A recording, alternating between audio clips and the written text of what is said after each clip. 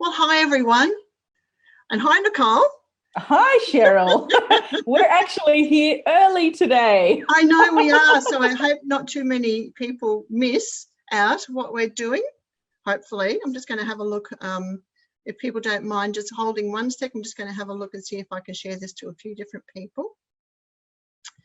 Let me see. Anyway, we'll push on. So today we're talking about voluntary simplicity. What is it? What's voluntary simplicity? Let's start there. So actually, I'd like to start off with what it's not.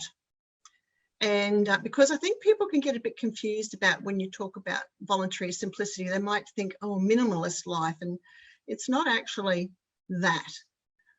It's not about living a primitive life in a cave somewhere with no material comforts. And it's not about frugality to the point of miserliness. And it's not living a restrictive lifestyle or depriving ourselves or learning to live poor, which I've seen on some sites. People have said that sort of thing. I'm thinking, no, that's not really voluntary simplicity, not for me anyway. It's really about an approach to living that is simpler and more conscious. So yes, it rejects the high consumption, materialistic lifestyles of consumer cultures. But it's also thinking about where our money goes when we spend it. That's one thing. Thinking about will the way we spend our money help our local community economy? And some people at the moment, Nicole, would be thinking about, well, let's keep the money in Australia because, you know, we need to boost our economy, don't we? And local economies. And I had a marvelous conversation with a young man all the way over in Liechtenstein, I could never quite say that right, who is part of a team who's developing a new conscious currency. And their vision is, their understanding of what's gone on in terms of the monetary system generally and where it's headed to, is that it's going to be based on, although there's going to always be some kind of a globalized, you know, financial or monetary communication system, because, you know, the market has to operate globally, where the focus is going to go and where the next growth is going to happen is locally. Yes. And that's marvelous to hear. So it's really about condensing things down into where we live. And of course, not just economically is that a good thing, but in terms of our health, in terms of our societies, in terms of lesser travel as well. I mean, all of a sudden, we're not shipping food all the way across the world because we never needed to do that in the first place.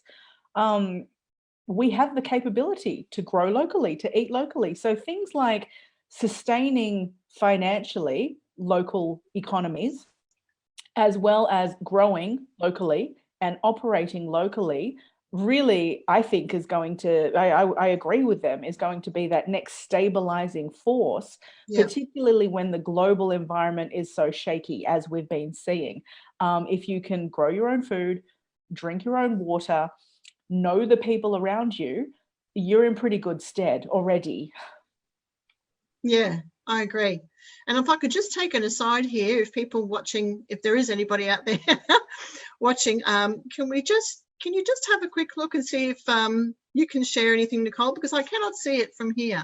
I will get sharing as well while we're having the conversation. Great, terrific. Okay, because it's just not showing up for me for some reason. Anyway, so I'll keep talking about voluntary simplicity because it's a whole package of things.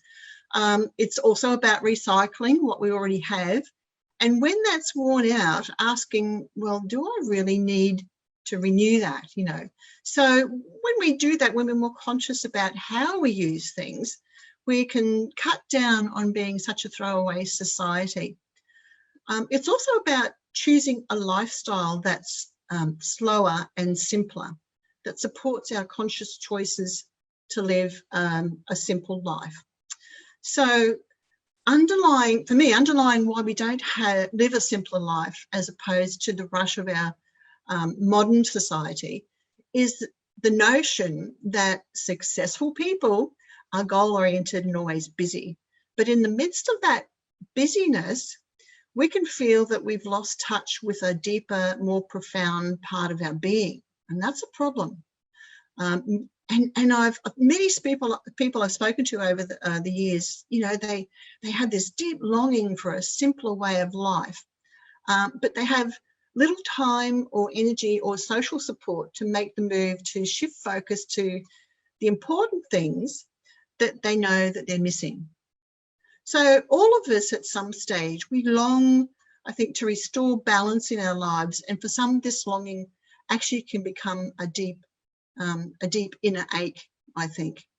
And I was just going to give this as an example today that I don't know if you watched it, Nicole, but a while ago, I may even be running still, I'm not sure. There was a TV series called Where the Wild Men Are with British host Ben Fogle. Did you happen to watch that at all? Nope. Okay.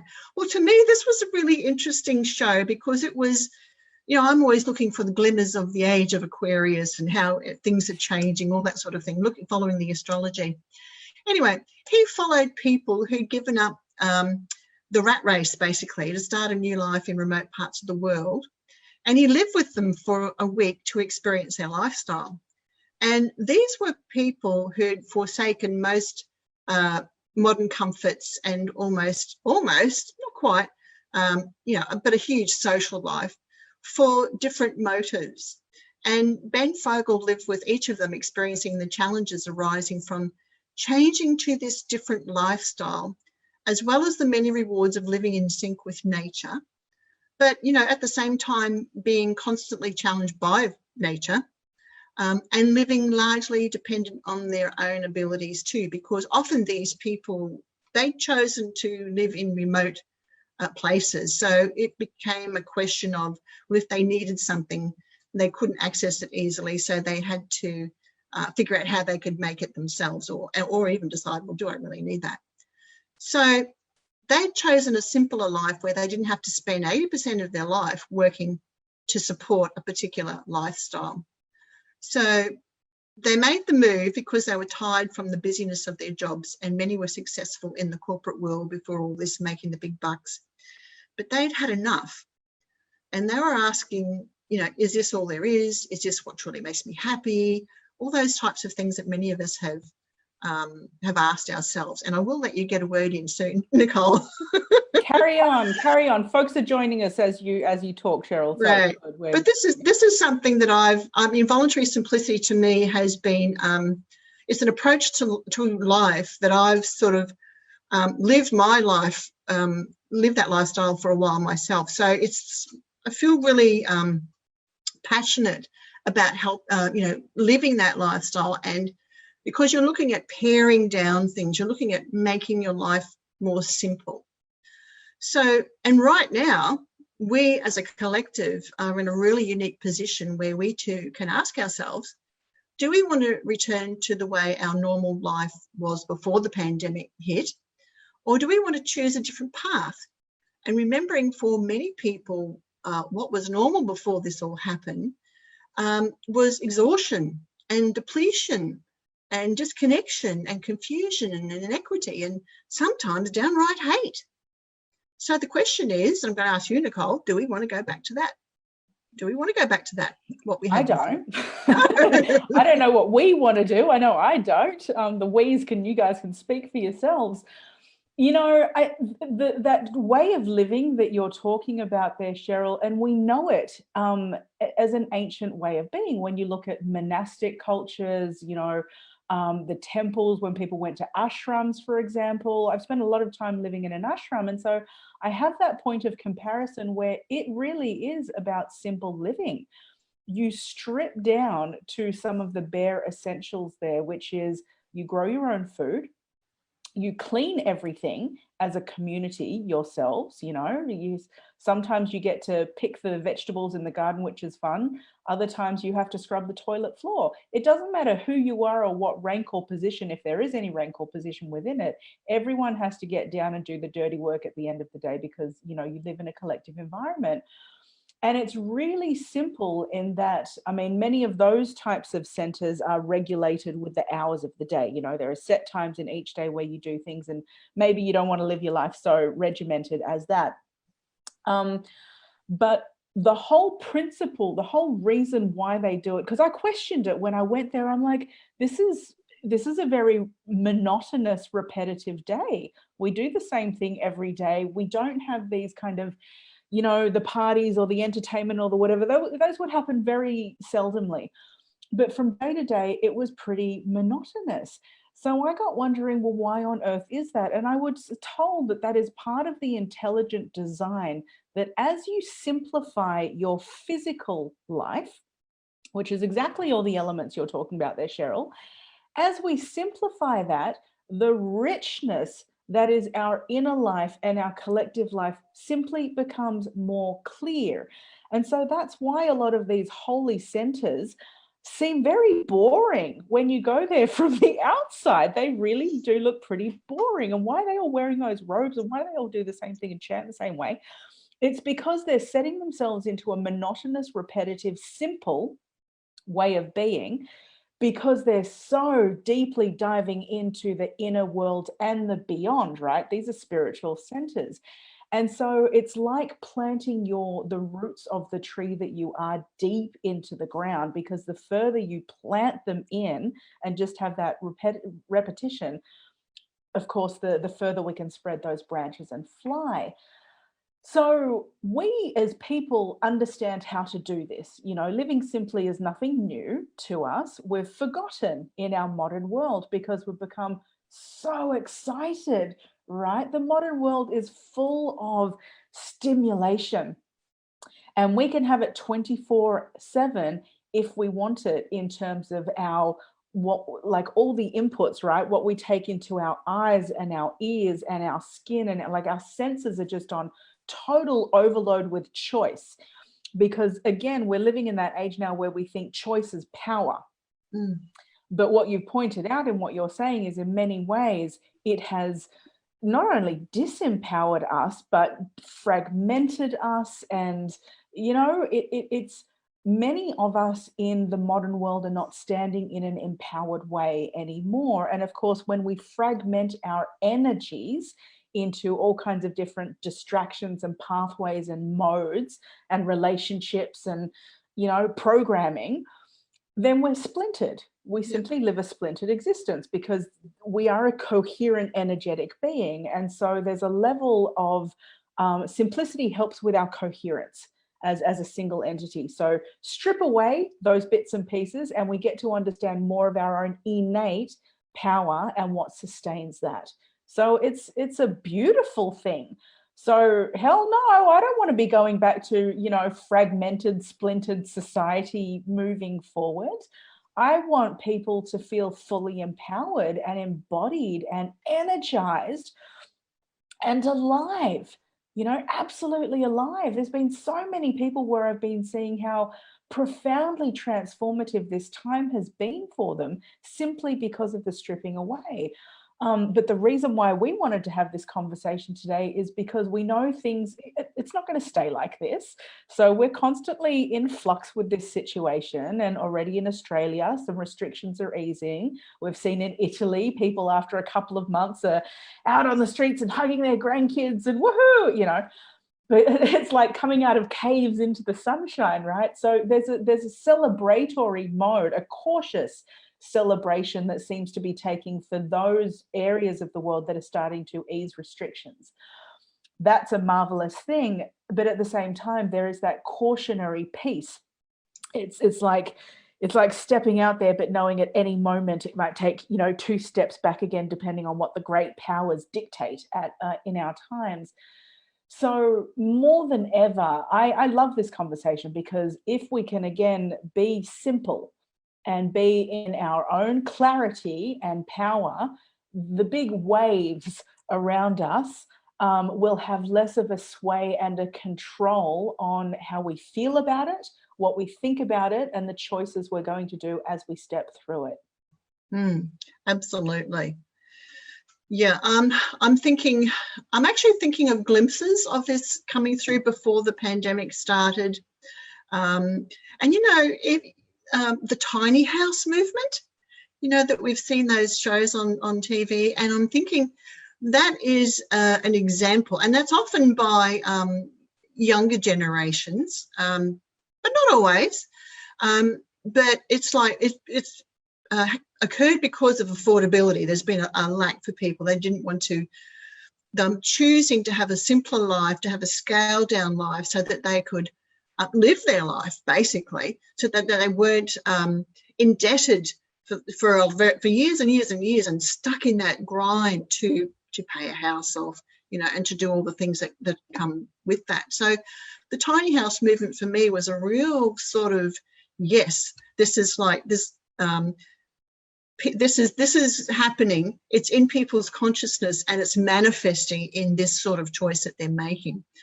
But it's voluntary simplicity is not just about paring down. It's about an evolving lifestyle. It's not just how we live, but it's also about the way we live and how we interact with the world around us as a flow-on effect to the choices that we make. So it's much more than frugality and downshifting and decluttering. It's about happiness and contentment, maybe learning new skills so that we can do things ourselves, accepting responsibility for our actions. And in the end, I guess, getting our priorities right, checking in with that and saying, you know, is this going to align with the lifestyle that I want and I'm holding in my mind that I want? So it forces us in a way, if we've got a particular lifestyle that we're holding to, it forces us to make different choices than what we did before. That's beautiful, because I think, you know, living simply, it's an invitation to ask ourselves, what does living simply look like to me as I simplify? So absolutely, what are the priorities in our own life? Something we've seen from this, one of the great learnings of this has been, what is essential, what is not essential? We've been using that language collectively, right? Essential services. Not to say the other services are not essential, you know, and anyone who's out there who has lost their job, I don't want you to go feeling like I'm not essential and I'm not needed, you know, in this world, because that's certainly not that. But what we're talking about is that languaging, and language is so important, right? We've been using that language collectively about essential service, essential workers on the front line. So as we, you know, open up to new modes, what is essential in each of our lives, right?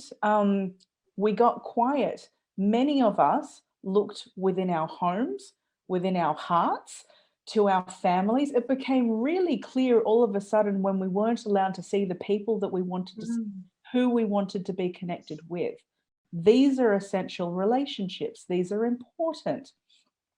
And again, it's so easy to get caught up in all of that busyness and noise that, you know, before we were living in a frame where it was, oh, I really should get in touch with that person, or I really should go and do this, right? And we've just had this beautiful window where we had the moments to go and do that now, many of us, not all.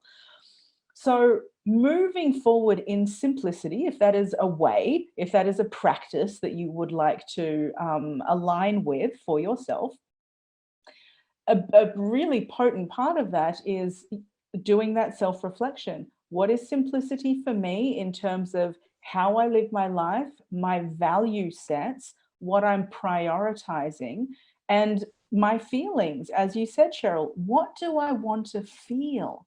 How do I want to feel? How do I want the people around me to feel? And in what ways can I contribute to that? I can't control that, but I can certainly contribute. And do you want to be a good, kind, loving, warm force? I suspect you do. I suspect the people watching a conversation with us certainly do, because I know you and I value those things. So how can we live simply, simplify our lives, and do what is wholesome and feels good as people and planetary beings? So emotions, I think, is really key to that, you know, getting down to those core feelings. And we've seen love as such an overriding force through this that has got people through, you know, from singing on the balconies to, you know, people falling in love with the images of then, you know, wild things happening on the planet, the earth, right, the animals coming out and the earth healing itself. These are tapping into feelings of love, right, love and reverence. So let's not forget that as we move forward, that it doesn't take much. at all to be able to be tuned into that frequency and to operate from that space. And a part of me, you know, one of our talks, Sheryl, we focused on grief, right? I can feel arising in me already a small level of grief for losing this potent window for transformation, knowing that it's very easy to get back into the hustle bustle busyness that was there before, because there's such a powerful longing in the collective to simply recorrect and carry on with business as usual. And of course, we know it's not going to be business as usual, because this time is also being used to extend things like, you know, state powers and global powers and infringements upon our privacy and our personal bodies. And those things are probably going to get strengthened. And that's a whole other conversation. But I think, you know, that's something I wanted to mention today as well. I think we're going to have the challenging conversations more and more moving forward. We're going to have to be talking with one another. Maybe we weren't before, but because things like mandatory vaccinations are now coming into play. And the great global solution is that until there is a vaccine, things won't fully be back to normal, whatever that might mean, as before.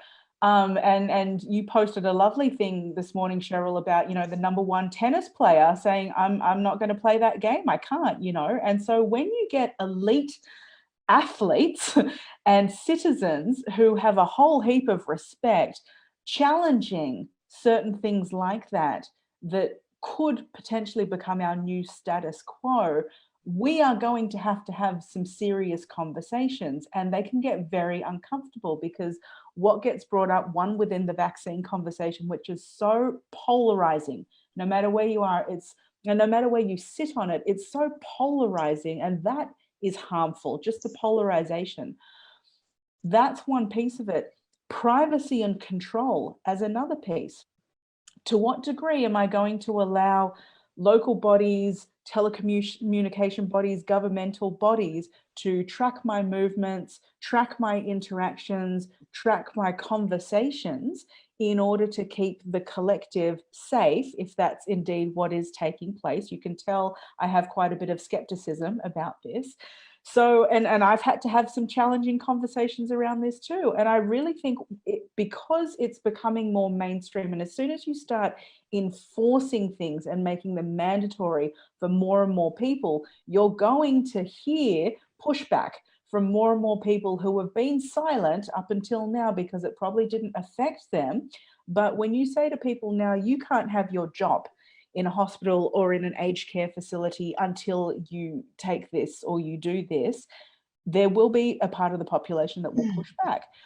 So simplicity is also really essential, again, to be in touch with what are your thoughts, what are your own feelings, what are your own stances on this, where are your own lines, where will your own lines be drawn, and also keeping the bigger picture of what kinds of relationships do you have with people, because I know how controversial these conversations can be in friendships and relationships. I've seen them tear relationships and friendships apart.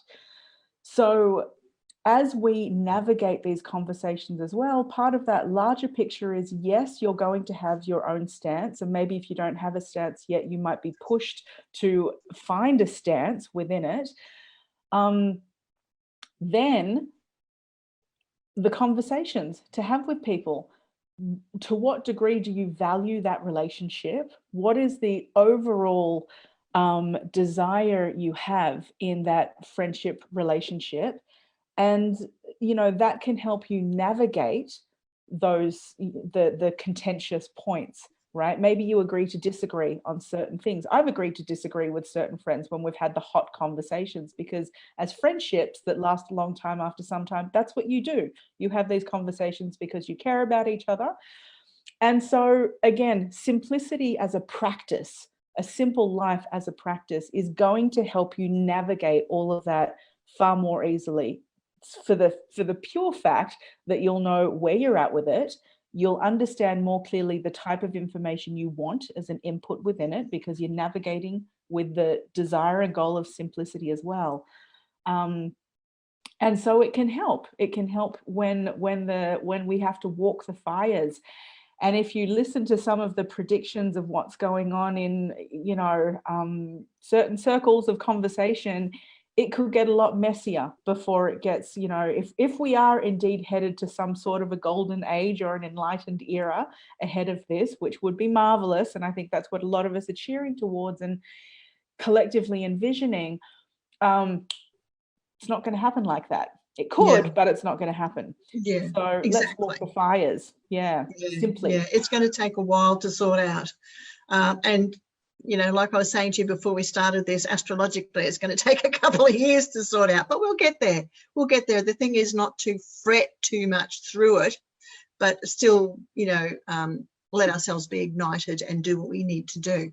But I'd like to go back to what you touched on before about the grief that you felt, slight grief over the loss of this time. You know, for those of us who've been, you know, had to remain in our homes and we couldn't go anywhere, and it forced us to have a taste of a simpler life. And unfortunately for some people, that's been really hard. And this is some of the other side of choosing the voluntary simplicity, because sometimes it can be hard. You know, for some people, they've been struggling with finances, and particularly younger people who may not have had some cash stashed away for a while, you know, or anybody really. So, you know, there's a struggle that goes on with that to try and balance what you need with what you can actually get your hands on. And actually that's at the heart of voluntary simplicity, you know, is, which I was saying before, when people choose to drop out of corporate lifestyles or well-paid jobs and go and live in these remote places, they have to struggle with, what do I need? Because they've got a lot less money now, and they often live on their savings and the little that they can make in the local community, with what I can afford to spend, you know. So, and that's, you know, it's choices. But I think this time that we've had these, 6 weeks in restrictions, where we've been in our homes, for those of us who've had to be, we've had a taste of what life could be like at a slower pace, in a quieter place, to let the inner stillness within us settle, to feel that, like I like to sort of go back to when I had a near-death experience, and I think I've said this before in one of our recordings, was before that I felt like within me there was like a pond of water, but it was always sloshing around, you know, in all the busyness of my life and all the things that I was feeling and thinking, and, you know, ideas of success and all those sorts of things. But after that, it became the still pool within. And for me, voluntary simplicity is going from the sloshing sort of way of living to the stillness, to the, and it's not to mean you don't do anything, but it just means you do it more simply, which creates peace and calm in our lives.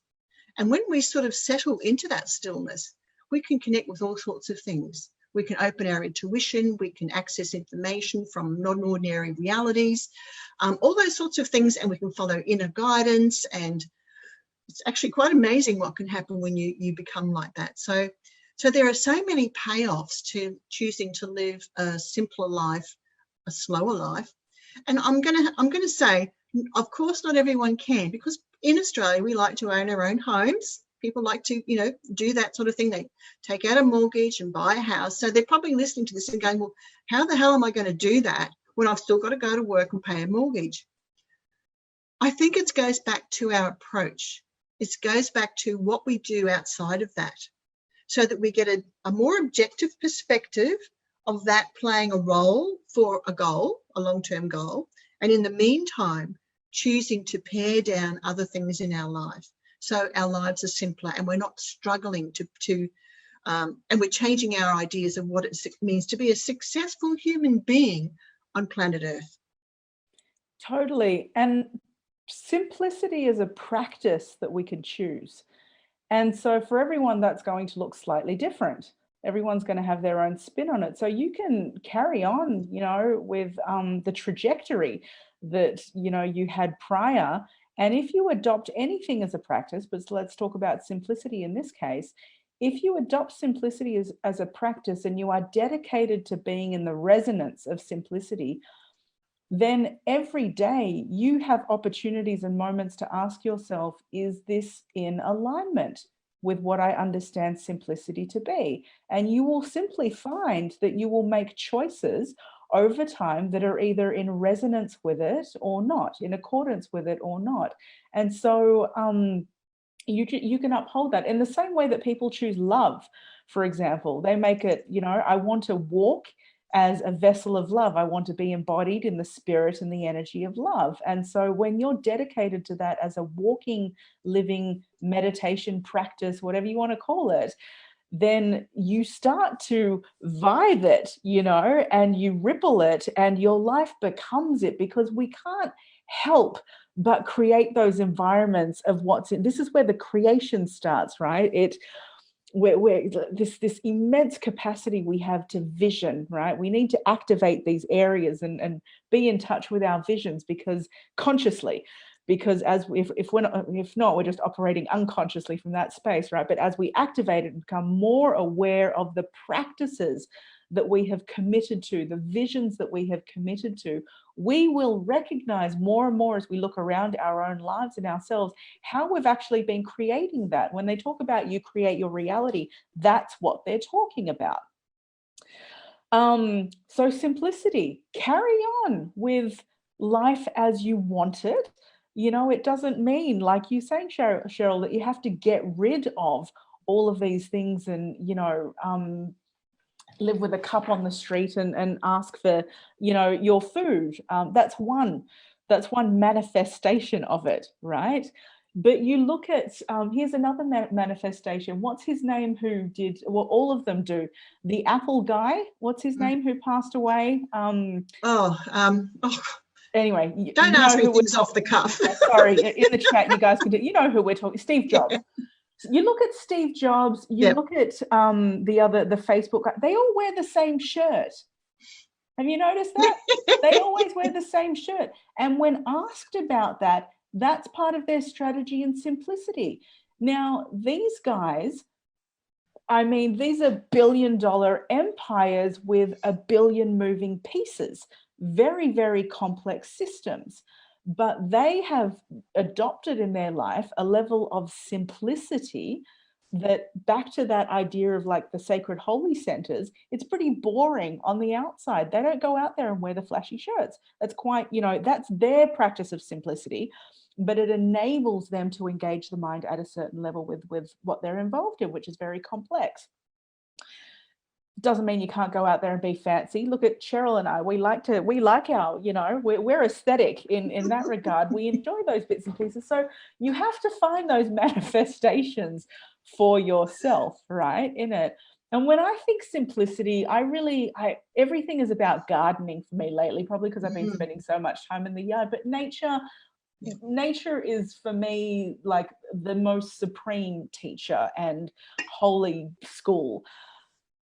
Nature doesn't need much, right? To thrive, sunshine, good soil, interconnected system. And it works. These are the simple things. So simplicity can also be just getting down to what is needed at my core to operate at my optimum best. Yeah. And from there's a whole heap of beautiful decoration. Optional. Yeah. Yes, exactly. And I was just thinking while you were saying that about being in nature, and I feel that pull too, although I haven't actually got out there much. But we certainly have seedlings growing and ready for plans for a veggie garden to be installed, which I hope will eventually happen. But you know, if you look at animals in nature, they don't run around and keep themselves occupied all the time. The only time they run around is to find food. So, you know, anyone who's owned a dog, for example, and I've had a couple, when they're tired, they just lay down and rest. You know, and this is where, you know, people, and particularly women, I'm going to say, but people push themselves beyond their limits often because of this external pressure to be constantly occupied, you know, and the perception of that. And how that, oh yeah, she's a whiz, or he's doing this or that. And it's like, have a rest, take a break. And I'm speaking from personal experience here, because I was a whirlwind in my younger days. And I mean, I was a whirlwind, physically, energetically. Now I just do it a bit mentally. And yeah, I was going to say, you're still quite the whirlwind. But, you know, but I used to constantly push myself past my limits because I wanted the perfectly clean house and the perfect dinner parties and the perfect entertainment weekends and all those sort of things, you know. And what I didn't realize when I was younger is I was filling myself up with those things from external sources rather than filling myself up from my internal sources. So over time, and I think this is something that happens over time too, because I'm in my 60s now. So it's, for me, you know, a life lived also gives you some wisdom and gives you richness from your life experience. And as you get older, you particularly realize that, wow, this is how I should have been living my life all along. You know, this, I should have been keeping it simpler for me to make me happy, right? Other people, they might, there's different things to make different people happy. But for me, I'm in the happiest place in my life at the moment because I rarely go out. I never go out to restaurants. There's a lot of home cooking, and this is all part of that voluntary simplicity too, is doing some home cooking and doing the gardening for the veggie gardens. And my entertainment is the groups that I run. And I'm just about to start another one too at the Body Light Centre for a weekly coffee cafe drop-in. And that'll be on the page soon. But so it's about the people that I communicate with. It's the relationships that I've had. That's what fills me up now, the richness of life and community and relationships, and just keeping it simple. That just makes me completely happy. Yeah. And I know we keep touching upon this probably because it's one of our common experiences, Sheryl, but the near-death experience so highlights that, you know, when you have either in your own life or someone who's dear to you come to a point where you might lose them or lose your own life, that's the fastest way to get very clear on what's important. And what usually happens in that space is, who are my nearest and dearest and how do I want to be with them? The material things vanish, you know, they vanish.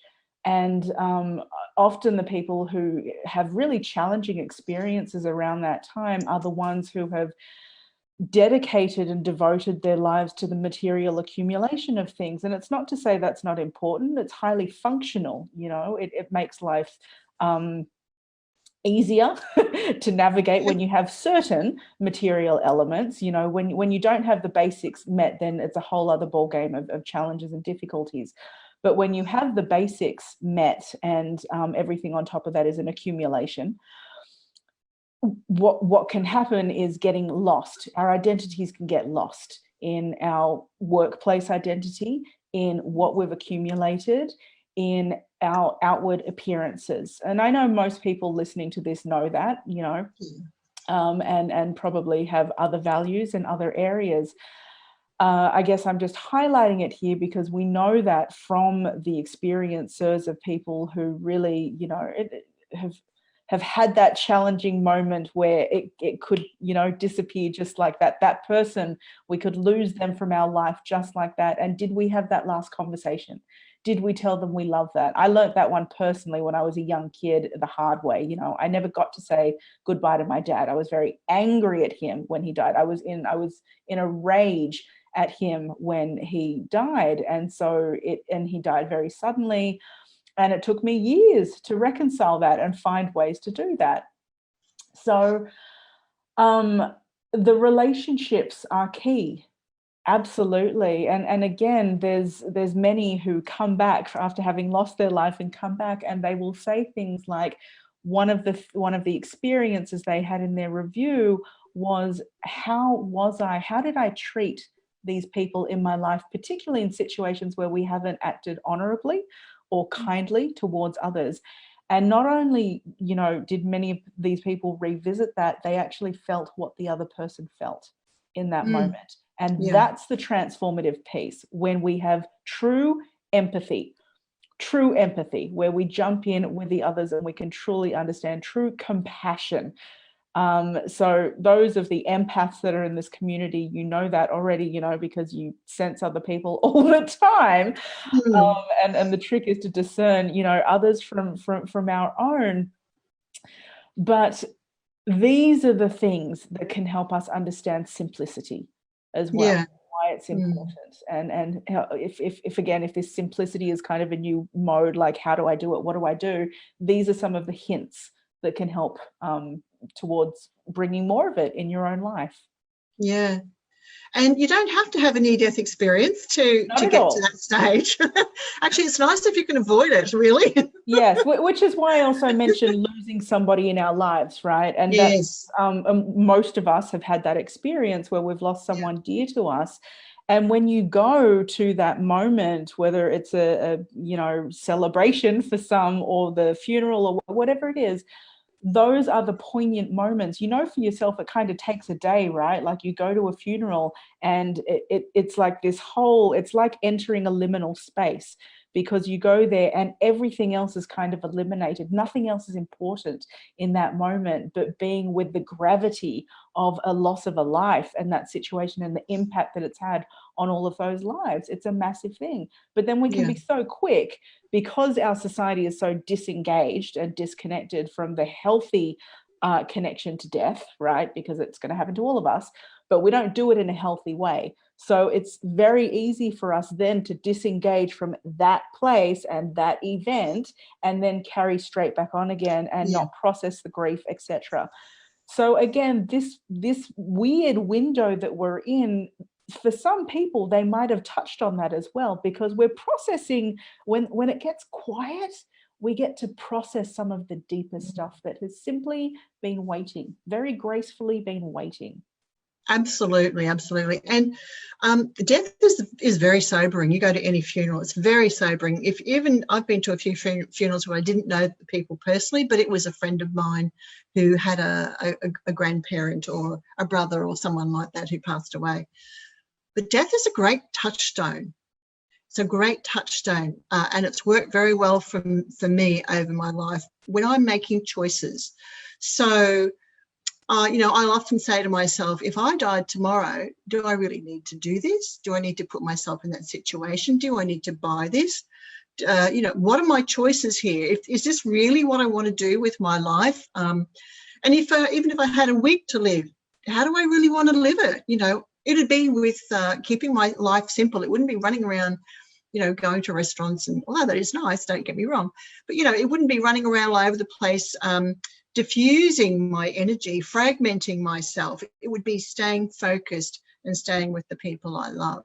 But before we get off that, before I get off too far off that, I wanted to also cover about talk about the seduction and addiction to consumerism that is prevalent in our society, because, you know, I've worked as a clinical hypnotherapist, and I know that when people have addictions to things, they're really reaching for other things. It's not about the cigarettes or the alcohol or the drugs or whatever those sorts of things.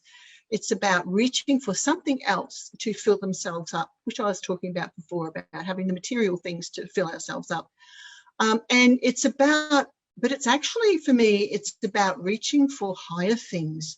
We're trying to make that higher connection with something that fills us up. And I think the only thing that can fill us up in that way is something non-ordinary, some sort of higher energy or power or whatever it is that we might think happens in our life, that supports us in this ocean of energy that we live in, that the whole universe exists in. Like, for me, that is what really people are reaching for. And we look at that in so many different ways. It can manifest to us in different ways, project itself out onto the world in different ways.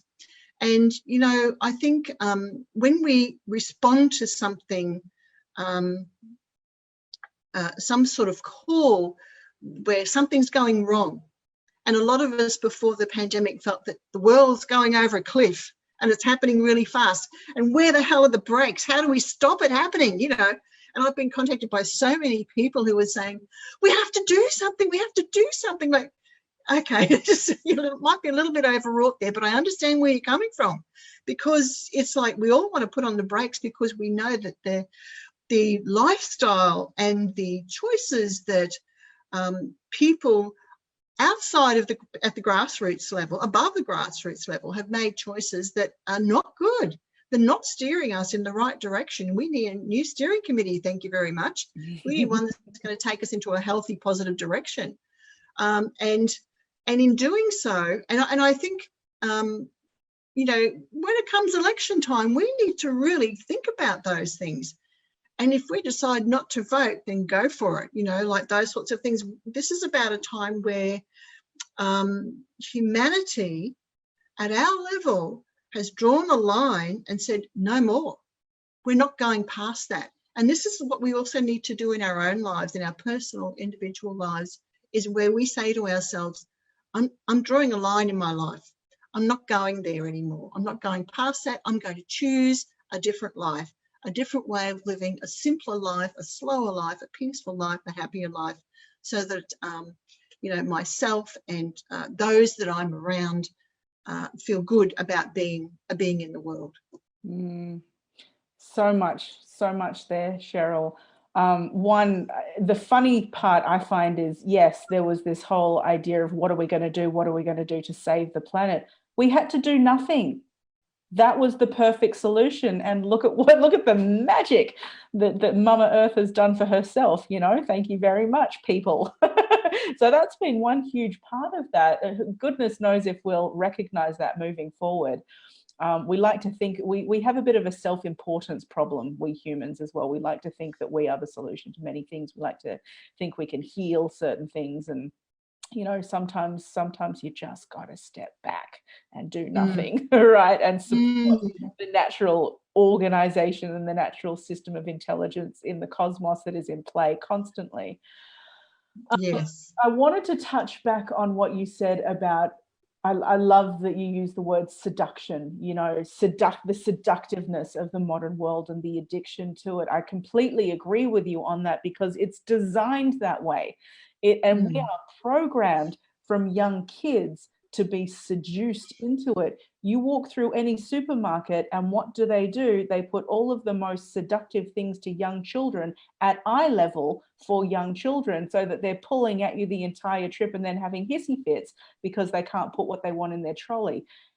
You know, so from this size onward, in this modern world, particularly with digital media as well, we are bombarded with imagery that is designed to seduce us and to addict us to these things that are not usually very good for us. So that is a larger problem at play that needs to be addressed, right? And there's only so much that an individual person can do within a collective stronghold. It takes a very strong person to hold themselves within that and not be seduced and addicted. So, you know, we shouldn't feel guilty and blame ourselves if, you know, if you recognize that within yourself, that you have been seduced by pieces in the modern world or become addicted to things. Understand that the system is designed to do that to you, right? So we need systematic change on that. And I hear you loud when you say that at your core, what you discovered with people on that journey is that it's hungering and yearning for something else. So what is that something else? And you identified the non-ordinary. I would absolutely agree with you that at the core, there is a constant yearning in us for something sacred, for the sacred, for something greater.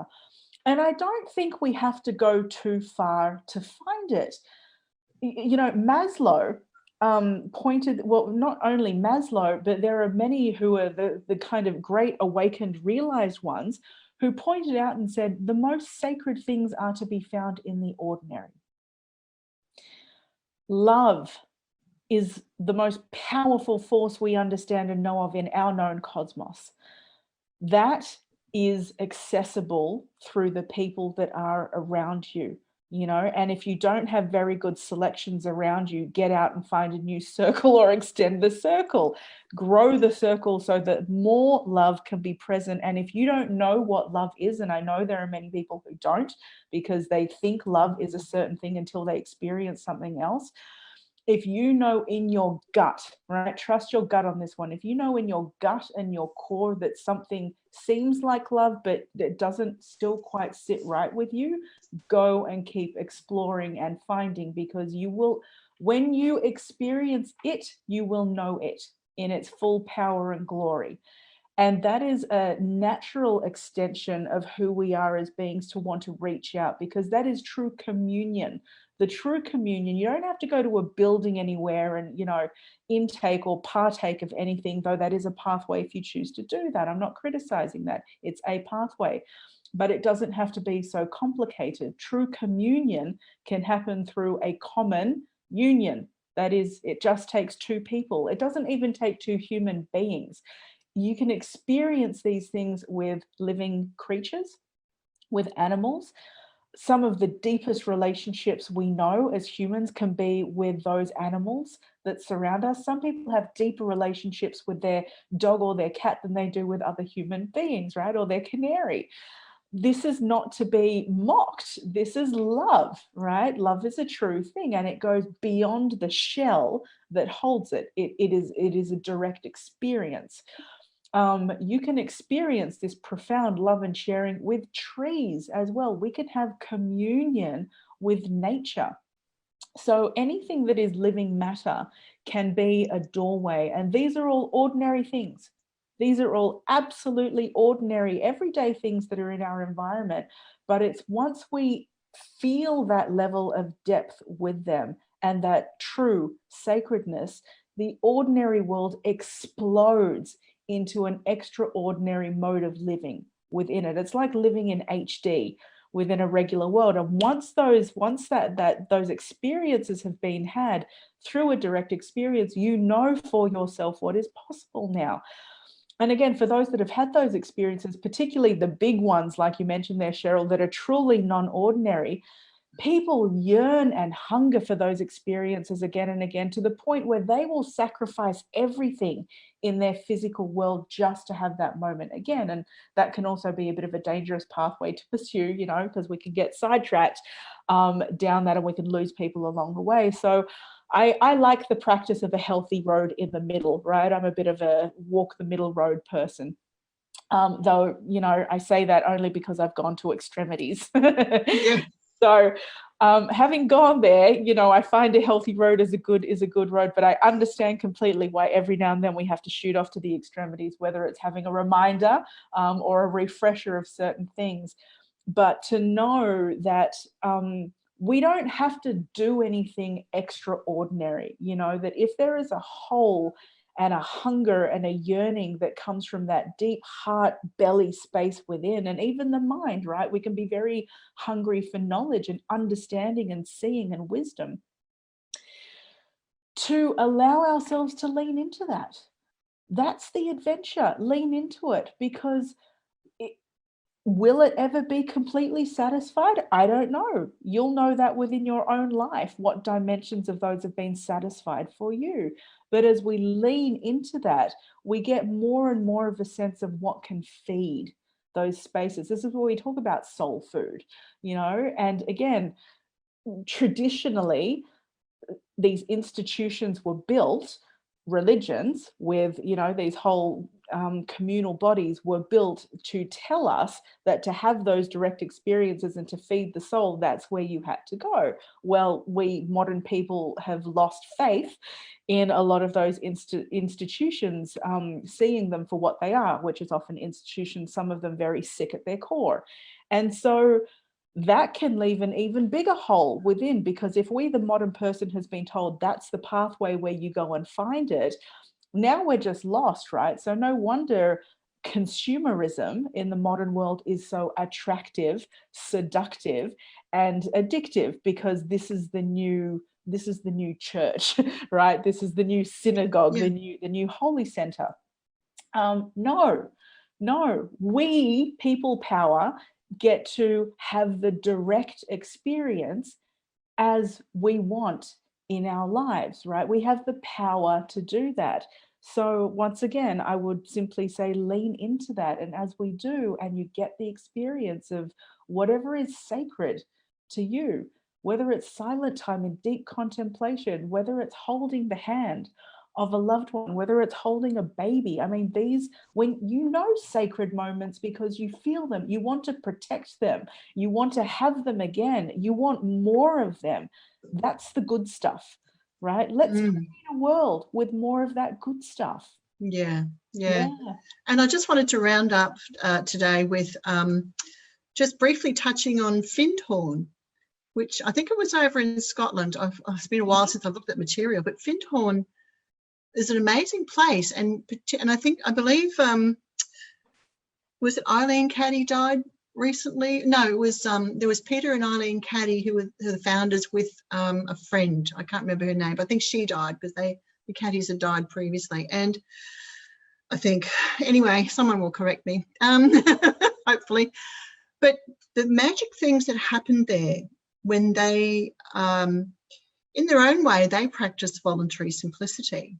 They grew their own food, and they were guided by helpers from non-ordinary reality. I'm not going to qualify what that was, but I'll leave that up to people. But these helpers from non-ordinary reality who would give them advice about how to, not only how to look after the plants, but how to communicate with them through music, through talking, all those sorts of things. So, and the produce that they created was like, you know, huge. So in some of the cases, they were 40 times larger than they would have ordinarily been. Amazing, amazing place. But the people who lived there for a while lived a very simple life. And it was a life of having their contribution into the Findhorn garden, but also sharing these things that we're talking about, touching deeply with the divine in their own way. And I think that, you know, there are some pretty magic things that can happen when we choose to live simply. And like you said before, being in the quiet and getting in touch with that, you know, that's really important. So we're going to have to wind it up there because I've got other things I've got to get to, but sorry. But thanks everyone for joining us. Thank you to those who joined. Yeah, absolutely. And I just wanted to have a quick look. I couldn't see properly, but if there were any questions that came through, I don't think so. There's no questions, but I've been keeping an eye on. There's some beautiful comments that have been here from folks that have joined us. And, yeah, so thank you everyone for tuning in. Yeah, it's been really wonderful. So, I'm sure we will see you again. Yes, we won't be doing the next week. We're not going to carry on with the weekly, but who knows, we might pick it up again at some point. So the world shifts fast, Sheryl. I'm not sure. I'm not sure where it's going from here. No, but anyway, people can also always visit the Body Light Centre YouTube channel and catch up on past conversations and other things there too that I've posted up. So thanks everyone for joining us. It's been a real pleasure and a love, and thank you, Nicole. Bye. Bye, everyone.